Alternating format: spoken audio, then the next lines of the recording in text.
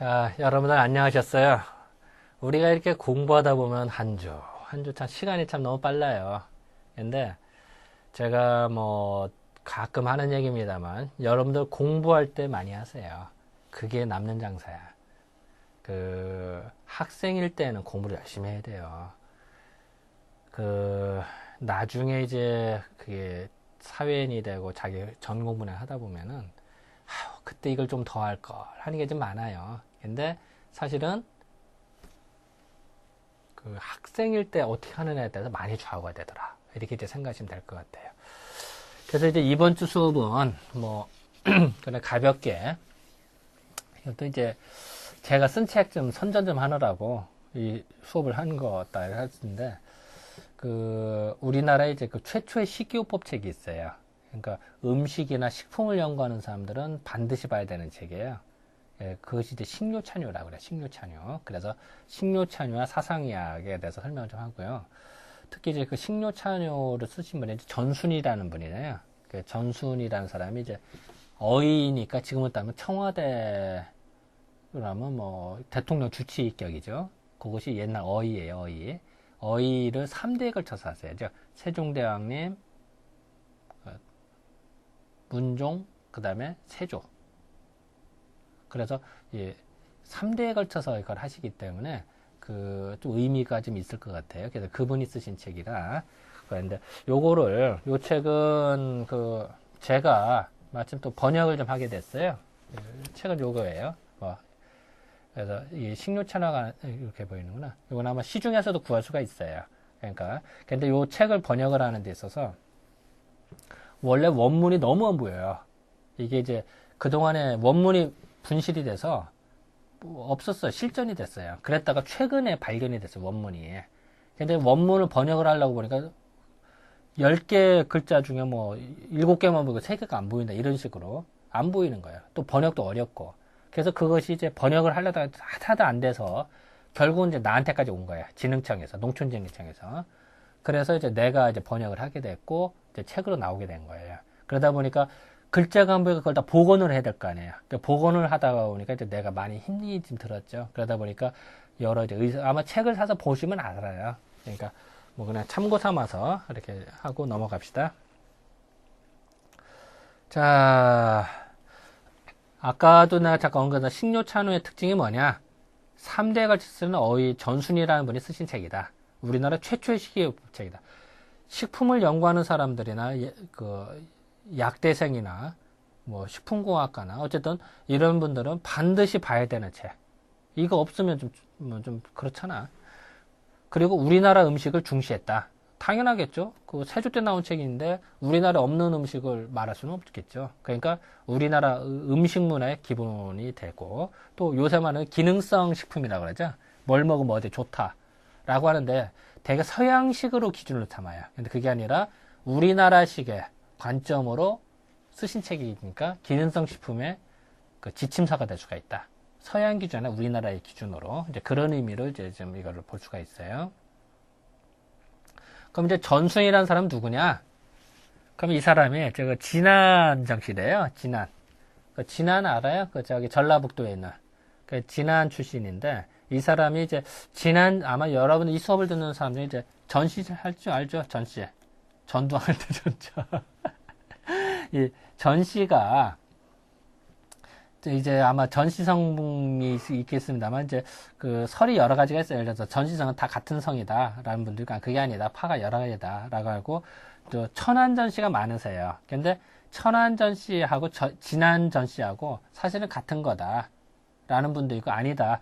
이게 다른 거다 했는데 사실은 천안전씨에서 진안전씨가 이렇게 분파가 된 거예요. 그러다 보니까 사실은 이제 서지학적이나 아니 여러 가지 우리 족보학적으로 봤을 때는 같은 전씨로 봐요. 그래서 어쨌든 전순이는 이쪽 출신이다. 그러니까 전라북도 진안 출신이고 천안전씨다 해도 맞고 진안전씨다 해도 맞는 거다.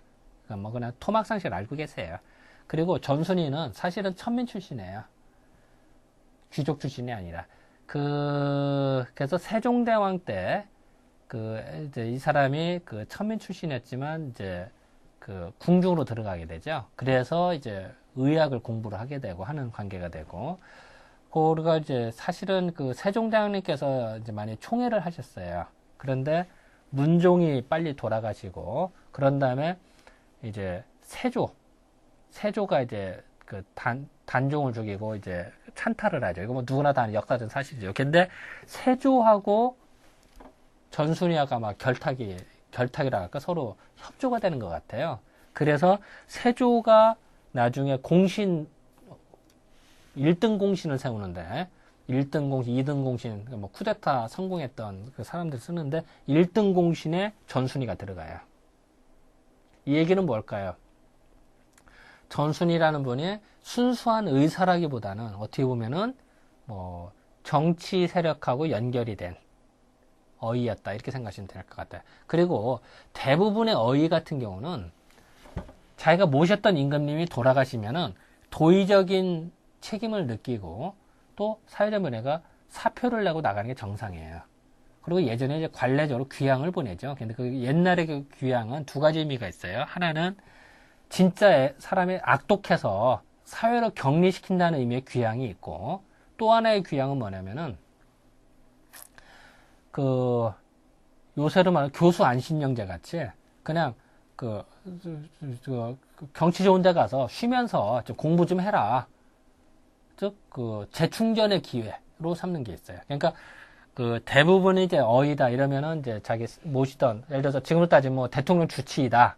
그럼 대통령이 하야했든지 뭐 돌아가셨다 이러면은 되게 정치적인 도의를 느끼고 되게 이제 그 물러나죠. 공직에서. 이제 그랬다가 이제 다시 복직하는 이런 식의 형태. 그래서 옛날에 귀향을 보는 게 그런 식인데 이상하게도 기존의 모든 어이들은 임금님 돌아가시면은 그냥 형식적인 귀향을 뭐 1, 2년 갔다가 뭐 거기서 교수 안전에 푹 쉬었다가 다시 컴백, 뭐 다시 돌아온다든지 아니면 또 다른 활동을 하는 이렇게 정상인데 전순이라는 분은 귀향을 안 가세요.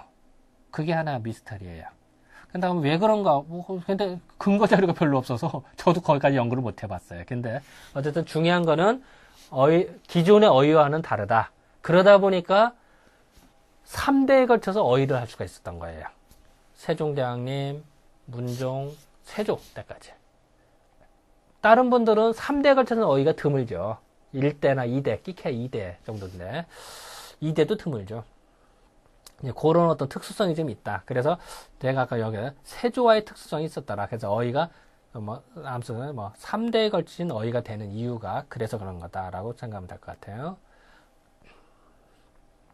제가 일부러 여기는 이제 그 식류찬에 서문을 넣었어요. 요거는 이제 그 제가 일단 직접 번역한 것도 있지만 그 우리가 이제 많은 거를 그 내포되어 있는 것 같아서 일부러 넣었어요. 그 우리가 이제 식품을 어떻게 접근할 것이냐, 또 사상의학 입장에서 그걸 어떻게 이해를 할 것이냐는 것이 중요하기 때문에 제가 이거는 일부러 한 거다. 또 제가 원래 스타일이 이렇게 글을 보고 읽는 스타일이 아닌데 요걸 좀 잠깐 읽어봅시다. 사람이 세상을 살아감에 있어서 음식이 가장 으뜸이고 야기가 다음이다. 음식이 최고라는 얘기예요. 음식이 최고고 야기는 우리부터는 뭐 한약이라든지 뭐 양약 어떤 뭐 좋다고 하는 약들이죠. 음식은 매일 먹는 게 제일 중요하다는 거예요. 이제 그런 말을 서두에 첫말에 썼어요. 참 멋지지 않아요? 그리고 시기에 맞춰서 풍한서습을 막아주고 음식과 남녀의 관계를 한도가 있게 절제한다는 병이 어때요? 옛날에 한의학에서는 병이 생기는 이유가 풍한서습, 예를 들어서 우리가 환절기 때 병 걸린다고 그러죠? 또 바람이 많이 분다든지 습하다든지 이러면 병이 잘 걸려요. 그러니까 겨울이 된다든지 봄이 된다든지 여름이 너무 덥다든지 그러면 병이 걸리거든요. 그러니까 그런 어떤 계절이 변화했을 때 잘 적응을 해야 되는 거예요. 그걸 못하면 병이 걸려요. 그러니까 다시 말하면은 자 이제 색깔을 좀 다르게 해볼까요? 짠.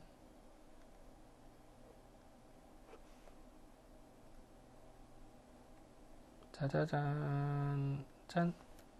빨간 게 더 좋을까? 시기에 맞춰서 풍한서습을 막아주는 거. 이게 이렇게 하면 병이 안 걸리는데, 계절 바뀌는 걸 제대로 못하니까 병이 잘 걸린다는 거예요. 그리고 음식을 제때 안 먹는단 말이에요, 음식을 너무 과식을 한다든지 제때 안 먹는다든지 굶는다든지 이러다 보면 병이 걸린다는 거예요. 음식을. 또 남녀 간의 관계가 뭐야? 성관계죠. 물론 근데 이게 여러분들 이런 얘기 해도 되나 모르겠네. 여기 학생들 앞에 이런 말 한 건데 하객인데 요새는 나이 든 학생도 많고 또 결혼한 학생도 많으니까 뭐 또 나는 또 신분이 한의사 신분이다 보니까 이런 얘기는 음담패설이 아니에요. 자, 예를 들어서 남녀 간에 부부 간에 섹스를 한다. 상대 중에 음기와 양기가 만다. 상당히 중요하고 자손을 만들 수도 있고 제일 아주 중요한 거 또 당사자가 즐거운 거. 근데 아무리 좋은 것도 계속 해봐. 부부 관계도 뭐 섹스를 한다. 하루에도 한 10번 해봐. 불가능하지. 불가능하지. 어제도 뭐 5번, 10번 했다. 그러면 코 필리고 사람 쓰러져. 또 예를 들어 뽀뽀다. 뭐 키스한다. 얼마나 좋고 감미롭고 좋겠어. 처음 뽀뽀할 때 얼마나 짜릿하고 흥분이 되겠어. 근데 그 뽀뽀를 어쩌다 보면 재밌는 거 좋은데 하루 종일 입 붙이고 있어봐. 입 서로 해가지고 뽀뽀하고 입 부르트고 나중에는 힘들어서 못해. 그거 되겠어요? 안 돼. 뭐든지 적당히. 그래서 부부관계 성생활도 서양에서는 뭐 많이 할 수 상관없다 얘기하는데 사실 우리 동양에서는 너무 많이 한다. 그럼 지쳐요. 그리고 힘들다. 뭐든지 적당히 해야 된다. 그래서 예전에 상당수가 보면은 섹스를 너무 과도하게 했다든지 또 협조를 못했다든지 이러면은 병이 걸린다. 그렇죠? 남녀 간의 관계를 한도 있게 절제를 못하면은 병이 걸리니까 또 절도를 잘 지키고 절제를 하면은 어째 병이 생길 수 있겠느냐 이런 말을 하는 거예요. 당연하지 않겠어요? 그러니까 요거는 기존의 우리 옛날 방법, 즉 기후변화와 음식과 남녀 간의 성생활을 절도 있게 해라 라는 말을 언급하는 거예요. 이제 또 그 다음 그러나 간혹 사계절의 순서를 어겨 기상 이유가 있으며 아까 봄철에 따뜻했는데 갑자기 춥다든지 그럼 병이 많이 걸리고 사람 많이 죽어 그럴 때 또 여름에 너무 적당히 더워 무지하게 너무 덥다든지 또 여름에 또 춥다든지 이러면 또 병이 걸리죠. 또 평일에 오히려 적고 난일이면 이건 뭐냐면 평일은 평탄한 날이에요.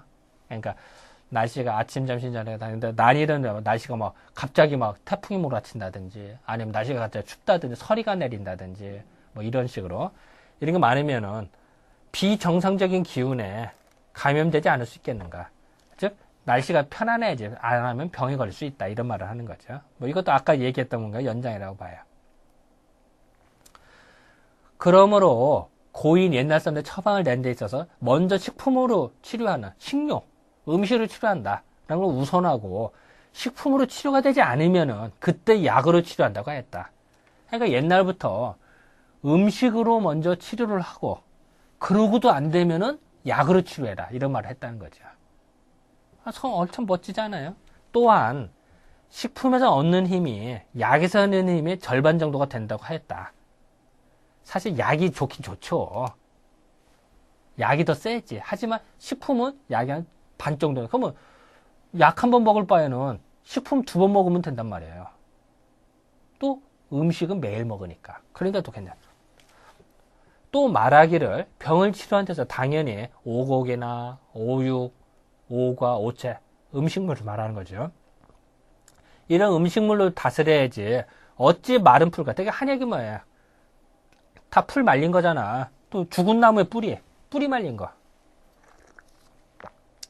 죽은 거하고 살은 거 같겠어요? 이런 거 치료 방법이 있을 수 있겠는가? 즉 우리가 음식을 먹을 때도 고사리다. 그럼 고사리 캐자마자 딱 먹으면 맛있어요. 근데 고사리를 한번 말렸다가 먹어봐. 다시 물에 버려. 그럼 맛 별로 없어요. 무도 그렇고 뭐든지 마찬가지겠죠. 예전에 어떤 한 사람이 찾아왔는데 이제 내가 이름은 말하는 거 이제 뭐 유명한 사람이에요. 이제 그 사람이 와서 왜 한약은 다 말린 것만 있습니까? 그래요. 그래서 내가 답해. 옛날에는 냉장고가 없었어요. 그러니까 오랫동안 보존하려면 말리는 수밖에 없었거든. 그러니까 다 말린 거예요. 근데 아주 고수, 한의사인데 완전히 실력이 아주 좋은 분들은 시골에 살면서 자기 밭이 있어요. 그래서 환자가 오잖아요. 딱 진짜로, 그럼 밭에 나가서 당귀를 그때 뽑아. 그래서 그걸 끓여. 그러면 그 싱싱하고 생명력 왕성한 걸로 먹는 거하고 그걸 미리 캤다가 다 말려서 했다가 한 거하고는 같겠어요? 다르죠. 그래서 원래 한의학에서는 생거를 써요. 근데 문제는 겨울 같은 때는 있지도 않고 오랫동안 보존하기가 어려워요. 그러니까 어쩔 수 없이 마른 걸 쓸 수밖에 없는 거죠. 그래도 이왕이면 생게 낫죠. 그래서 이제 그걸 말하는 거예요. 그래서 어쨌든 음식이나 이런 거는 그 음식이 좋은 거지, 매일 먹고 싱싱한 게 좋은 거지, 그 한약같이 말라 비틀어진 게 좋은 게 아니다. 그래도 영 필요할 때 써야지, 한약도. 근데 일단은 음식을 해라 라는 걸 강조하는 거죠. 이것으로 고인이 병을 치료하는 데서 반드시 식품으로 치료하는 것을 우선하는 이유가를 알 수가 있다. 뭐 당연한 얘기죠. 음식이 왜 중요하냐? 매일매일 필요한 거고 음식은 싱싱하다. 한약은 말라 비틀어졌기 때문에 그렇다. 이 말을 하는 거죠. 삼가 우리의 성상께서, 성상이 임금님이죠. 신농씨, 신농, 황제, 기백, 편작. 신농은 뭐냐면은 그 약초를 다 개발했대요. 예전에 전설적인 인물이죠. 황제는 한의학을 개발을 하고 기백도 마찬가지고 편작은 침의 대가예요. 침을 처음에 만드신 분이 편작이래요. 어쨌든 한의학에서는 최고의 대가들이에요. 이분의 훌륭함을 서술하여 밝히시고 항상 백성들이 겪는 질환의 괴로움을 애통하고 불쌍히 여기셔서 매번 여러 의원들이 식품을 치료하는 방법을 쓰지 않은 것을 구원하려고 하시니 이것을 의가들을 하셨으나 의가들이 잊어서는 안 됐죠. 세조대왕께서 임금님께서는 식품으로 치료한 걸 되게 중시하셨는데 밑에 있는 의사들이 제대로 뒷받침을 못했다 이 말을 하는 거죠. 그러나 질병이 악화되는 때에 임해서 여러 처방을 곰곰이 살피기 어렵기 때문에 신이, 이건 전순이가 말하는 거죠. 전순이가 식기감이나 식료본초, 보궐식료, 대전본초 등의 방서에서 일상적으로 쓰이는 음식 치료법을 간편한 처방을 꼼꼼히 살펴보아서 45만 원 임금께서 식료차나 임금을 내리시고 다시 서문을 써서 명하셨다. 그러니까 겸사죠, 사실은. 그리고 세조는 쿠데타로 인해서 정권을 잡았기 때문에 그런 민심을 얻을 필요가 있어요. 그러기 위해서는 당연히 백성들이 건강하고 아프면 안 되거든. 그러니까 당연히 식료찬요와 같은 책이 더 필요할 수밖에 없었죠. 그러니까 그거를 그 1등 공신인 전순이한테 명령을 할 수밖에 없었고, 그 전순이는 기존에 했던 향약지 수상방이나 의방유치에 보면 이런 책을 다 정리를 해놨거든. 거기서 필요한 것들도 거기도 동참을 했었어요, 예전에. 그런 책들을 다 총동원을 해서 식품에 관계된 책을 모아서 이런 책을 쓸 수밖에 없었던 거죠. 이제 그런 거를 좀 얘기를 하고 있는 거죠. 뭐 교서에서 이 방세사는 곡식, 고기 뭐 이런 것이 뭐냐다 그 인류가 있으면 서로 어긋나 맞기 때문에 식품 아래 혹시 정음을 달았다. 이거는 판본이 다른 거예요. 지금 이 책에는 정음이 없어요. 정음이 뭐예요? 훈민정음이죠. 훈민정음, 훈민정음으로 표현된 게 없다는 얘기예요. 그러니까 이건 판본이 달라요. 그거는 이제 이 책을 잘 보면 알아요. 그래서 했다. 그럼 성사께서 어쨌든 도와 극점이 드러난다. 뭐 어쨌든 뭐 1460년 이건 서기죠 사실은. 근데 내가 왜 이렇게 했냐? 뭐 예전 이제 연대 쓰이는 요즘 사람이 그걸 잘 모르니까 일부러 저희가 쓴 거예요. 뭐 세조 몇 년 써 있는데. 근데 성사는 겨울 11월에 뭐 벼슬이 많죠. 가정대부, 행용왕이, 용행이, 상호군, 전순이는 배수개수 이거 뭐야? 뭐 손을 이렇게 하고 머리 숙이나 이거 겸사죠 이것도 이렇게 해서 서문을 쓴다. 뭐 사실 뭐 이런 건 중요한 게 아니고 어쨌든 음식이 왜 중요하냐 이거는 그 매일매일 먹기 때문에 중요하다. 이런 거를 강조하기 때문에 괜찮다. 그렇다고 뭐 이 책 무조건 사라 이런 게 아니라 빌려봐도 되고 뭐 상관없어요. 뭐 이 수업 사는 관심 있는 사람 봐라 이렇게 생각하면 돼요.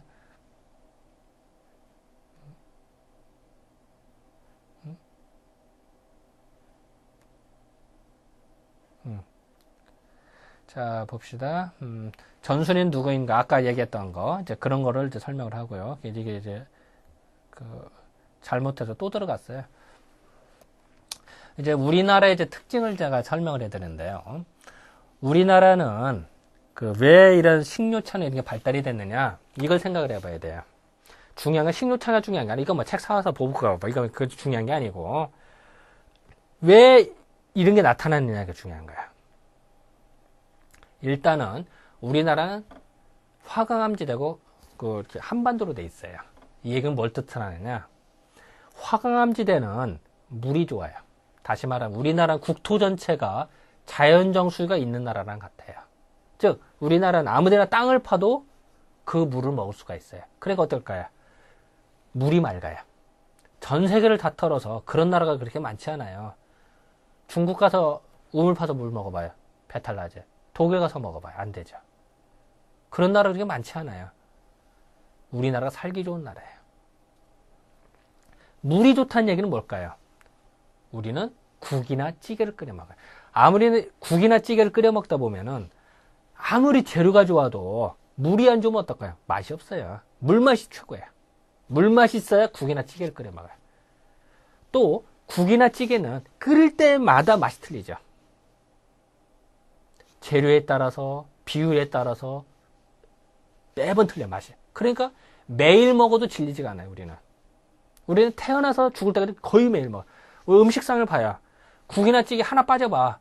하나는 있어야 돼. 최소한 2개 다 있으면 더 좋고. 뭔가 허전해요. 김치만 해도 허전해. 즉 국이나 찌개는 만들 때마다 맛있어요. 그러니까 우리 입맛이 할 때 무지 고급화가 되는 거예요. 고급이야. 근데 불에다 구워 먹는다. 맛이 거의 비슷하죠. 좀 덜 굽고 더 굽고 이런 차이는 있습니다만 그래도 도찐 개찐이야. 근데 국이나 찌개는 천차만별이야. 그게 우리나라 문화예요. 또 우리는 삼면이 바다이기 때문에 3일만 걸어가면 아무데나 바다를 볼 수가 있어요. 아무리 내륙지역이라 하더라도 3일 정도만 걸어가면은 바다를 접하고 그 바다에 소금을 공급이 돼요. 자, 그러면 우리나라는 아무리 내륙지역이라도 소금 공급이 잘 돼요.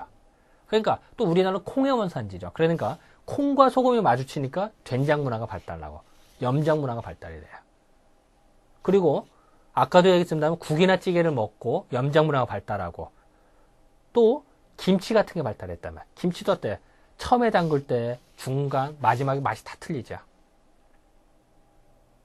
그러니까 우리는 그런 발효식품을 먹고 국이나 찌개를 먹고 미각이 엄청나게 발달하다 보니까 우리는 감각이 뛰어나졌어요. 그러니까 예를 들어서 빨갛서름하다, 새빨간하다는 표현이 50가지가 넘고 노란하다, 샛노라다, 진노라다, 누리끼리하다, 니리끼리하다 이런 표현이 50가지가 넘어요. 서양에서는 상상이 안 되는 얘기예요. 우리는 그만큼 감각이 뛰어나. 그러니까 지금 현재 새로운 자동차를 만들었다. 테스트 어디서 우리나라에서 하죠. 컴퓨터 프로그램 만들었다. 그리고 감각이 뛰어나니까 그 미세한 그 느낌의 차이 우리는 잘 알아요. 자동차 떨림 우리는 잘 발견해. 하다못해 KTX 있죠. 그게 프랑스에서는 역방향 주행을 해도 느끼지를 못해. 걔들은 둔하니까. 근데 우리는 어때요? 정방향과 역방향이 틀려. 그거 싫다고 막 사람들이 반대하고 그러잖아. 그래서 이제 역방향 더 싸게 해준다든지 여러 가지 방법을 쓰죠. 우리는 그걸 느껴요. 서양은 먹는 거 우리는 느껴요. 또 음식을 먹을 때 시금털털하다, 뭐 심심하다, 이거 짜다, 이거는 맹숭맹숭하다, 뭐 이런 표현은 엄청나게 많죠. 우리는 서양인들은 잘 몰라요. 우리는 잘 느끼는데. 그래서 아주 고급 식도락가 음식 맛을 느끼는 우리는 사람이 무지하게 많아요. 그거는 우리 민족성의 특징이다. 어렸을 때부터 훈련을 해왔기 때문에. 이 얘기는 여러분도 똑같다는 얘기예요. 그래서 우리나라는 그런 것이 발달이 되다 보니까 그 음식이 엄청나게 발달이 되고 또한 그거로 인한 맛의 차이 또 어떻게 음식을 먹고 우리 몸에 어떻게 좋다 안 좋다를 우리는 느꼈다는 거예요. 쉽게 말하면은 한약재다.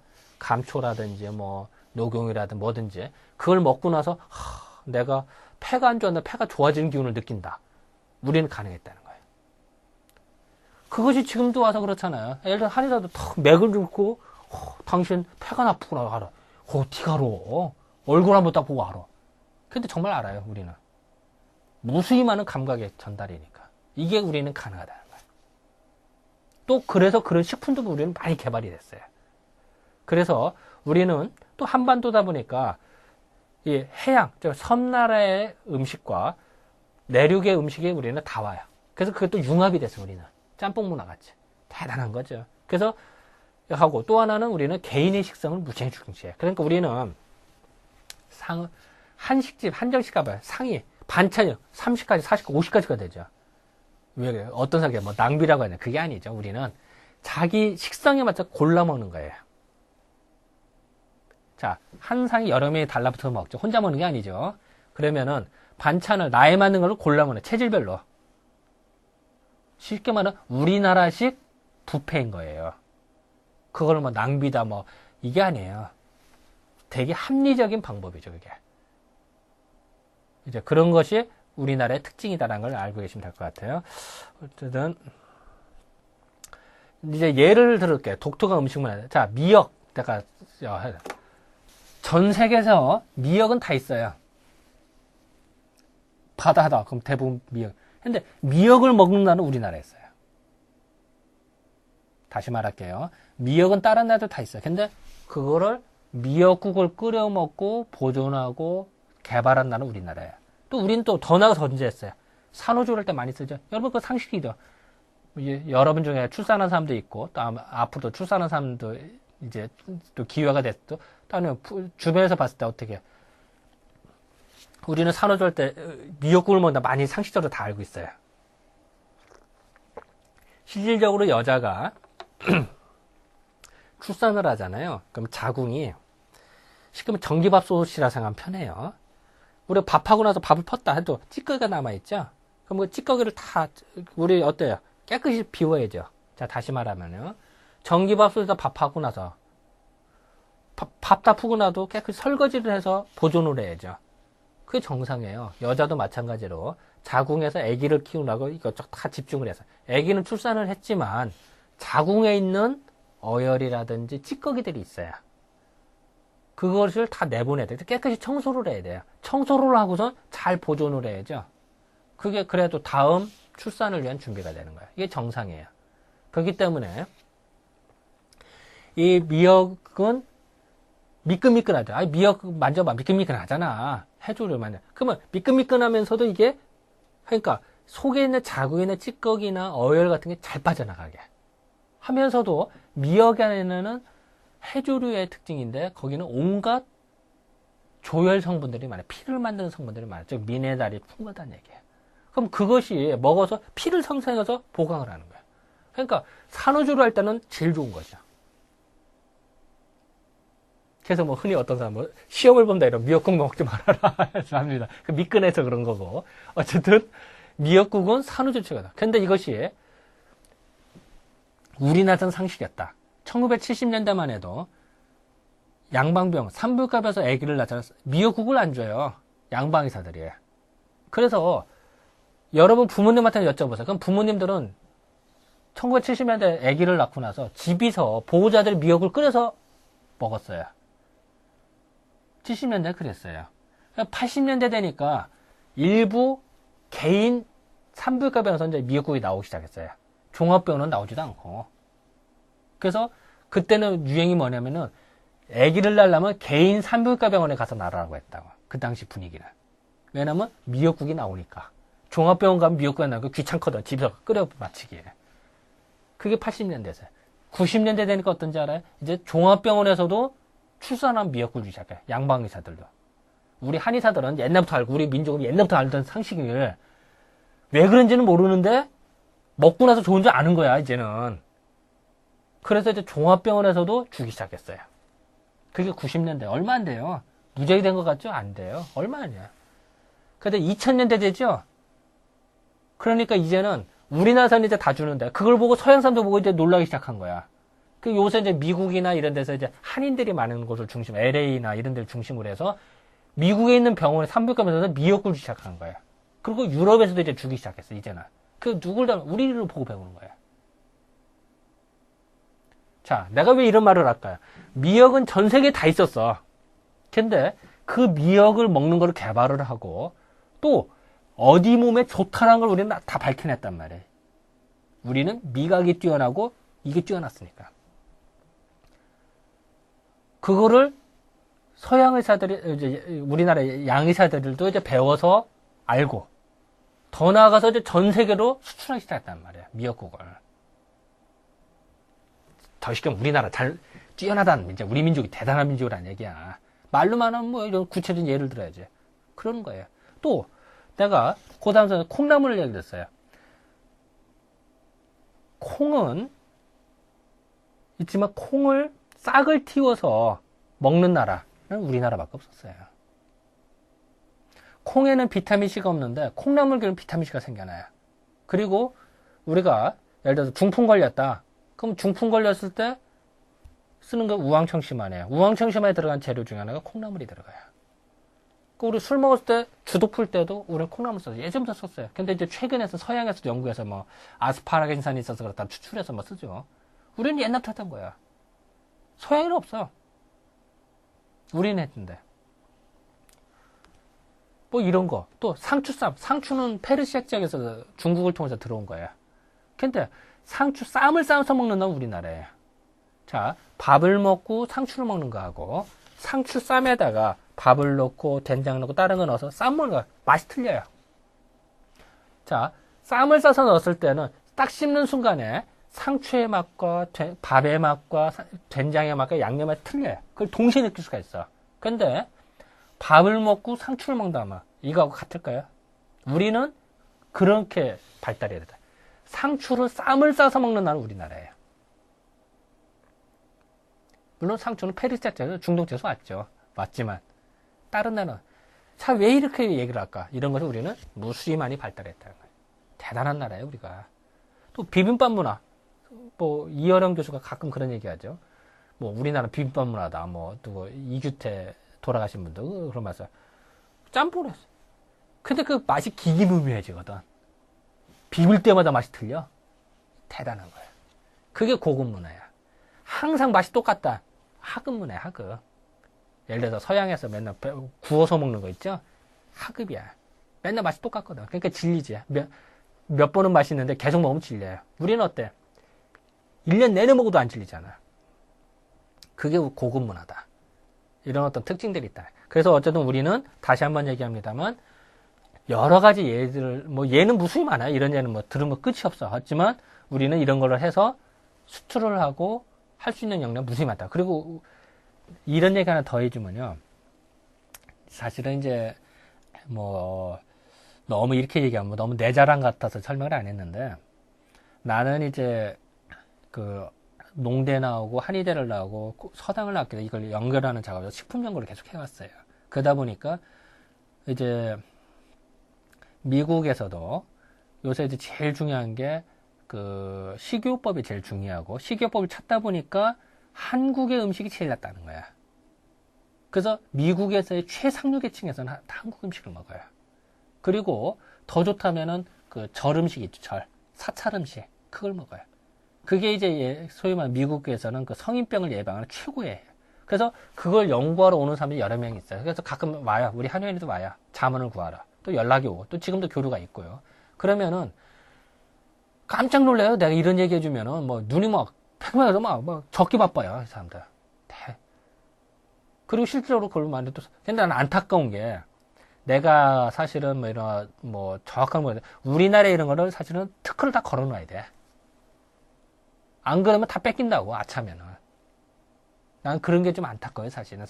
그래서 사실은 여러분들 자꾸 공부를 하고 우리가 해야 되는. 근데 나도 법적인 건 나도 잘 모르거든요. 그러니까 법을 전문하는 사람이 뭐 해서 요새 와이포 협회라고 있죠. 와이포 협회는 아시죠? WIPO.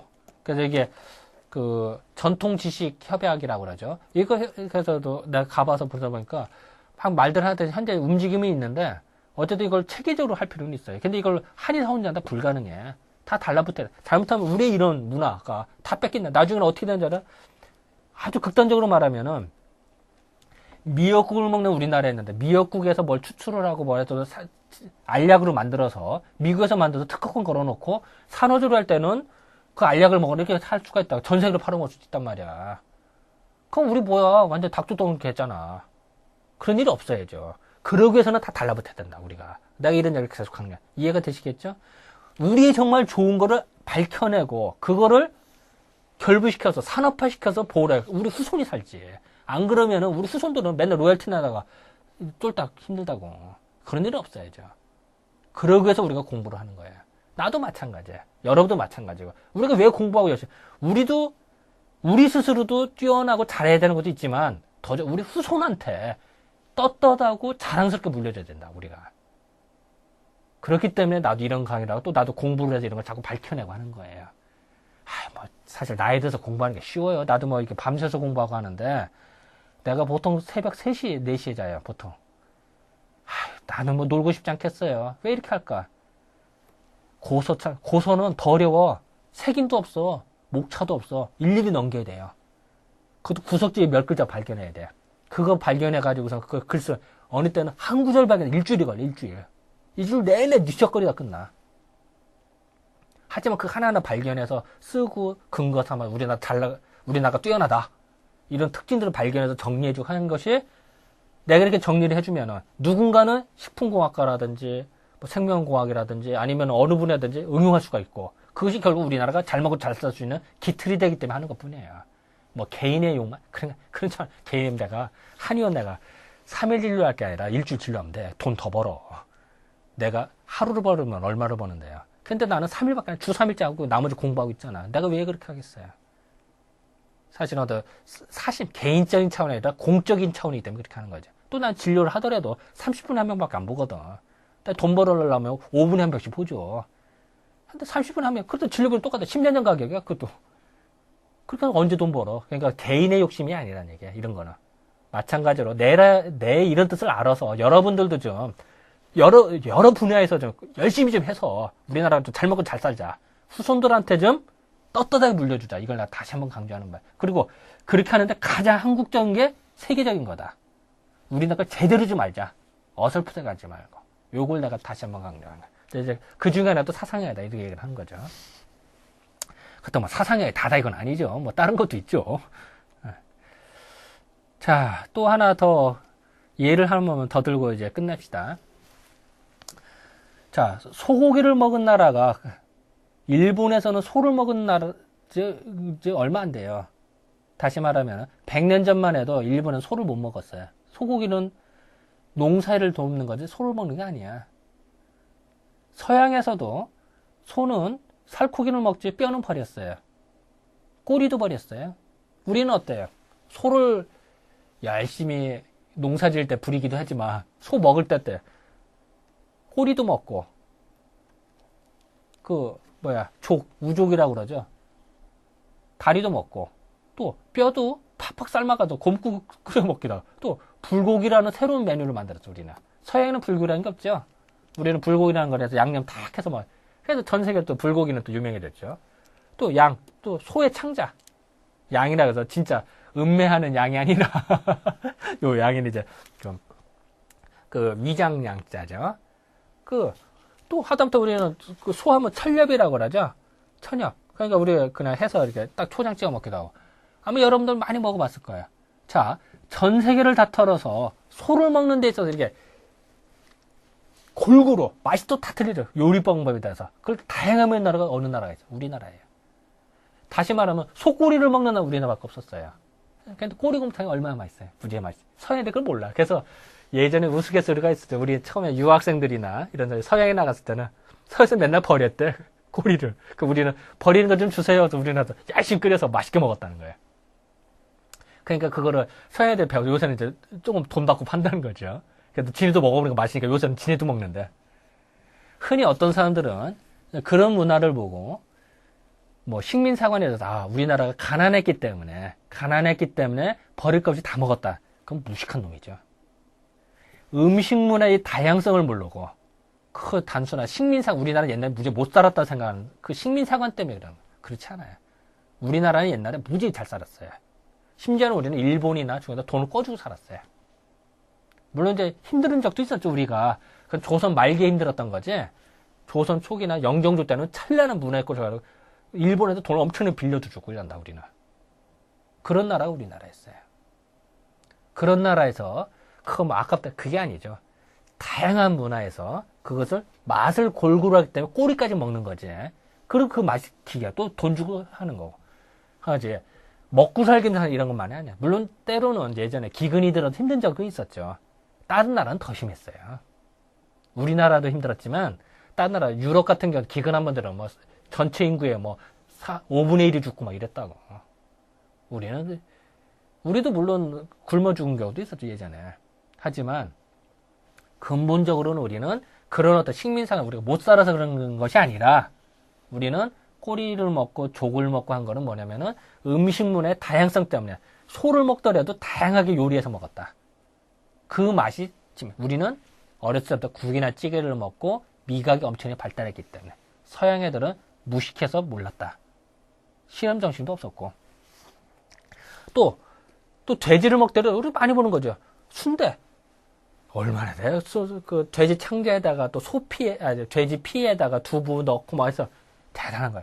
족발 먹고 뭐 또 심지어는 돼지 껍데기 있죠. 껍데기를 또 볶아 먹어 우리는 또 돼지 또 뭐 등뼈도 국물. 그 등뼈 국물이 뭐야? 여러분들 감자탕 있죠. 그거 아니야. 곱창 이런 다양하게 발달. 물론 다른 나라도 있긴 있죠. 몇 가지는 있지만 우리나라 같이 이렇게 다양하게 발달한 나라가 많지 않아요.